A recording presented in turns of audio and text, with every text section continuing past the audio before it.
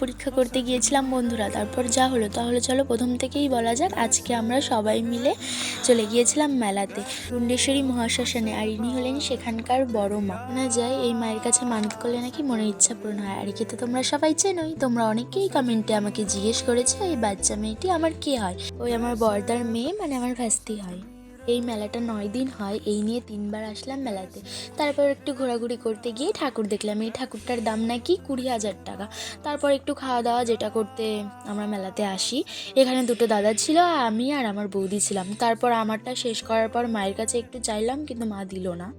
20 টাকা দিয়ে আমাদের বাড়ির সবাই ভাগ্য পরীক্ষা করেছে বন্ধুরা, শুধু আমার জেঠু গামলা পেয়েছে, বাদবাকি কেউ আর কিছু দাঁড়াও দাঁড়াও, এরপর একে দেখো হারার জন্য একদম রেডি। ও মা, পেছনে তাকিয়ে দেখি জেঠুও ডান্স করতে শুরু করে দিয়েছে। তারপর আবার সোনামণিও উঠে গেছে।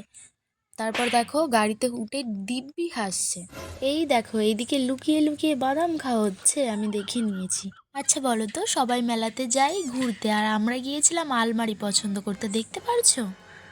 তারপর আমরা মেলাতে যা করতে যাই, খেতে। তারপরে এই বেচারাটাকে দেখো, এটা সবাই মিলে খেয়ে নিচ্ছিল। ভাগ্যিস আমারটা নিয়ে আসছিলাম বাড়িতে, না হলে এরাই আমারটা সব খেয়ে নিত। দুজনেই আমার দাদা। তারপর দেখো সবাই রিল বানাচ্ছিল, আমারও দেখে ইচ্ছা করছিল, তাই উঠে গেলাম। তারপর একটু ফুল কেনার ছিল, কেনাকাটা করে মেলা ঘুরে তারপর আমি বাড়ি যাই। আর তোমরা সবাই আমার চ্যানেলটা অবশ্যই সাবস্ক্রাইব করে দিও, আর ফেসবুক থেকে